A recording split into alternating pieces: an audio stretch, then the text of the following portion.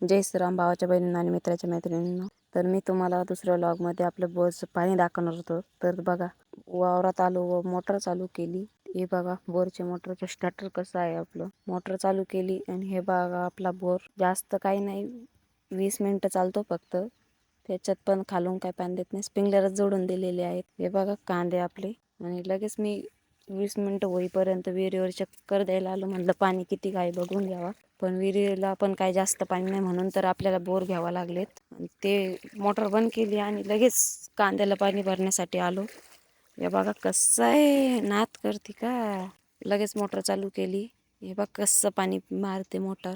आणि एवढ्या उन्हात मला एकल्यालाच घरच्यांनी पाणी भरण्यासाठी पाठवलं.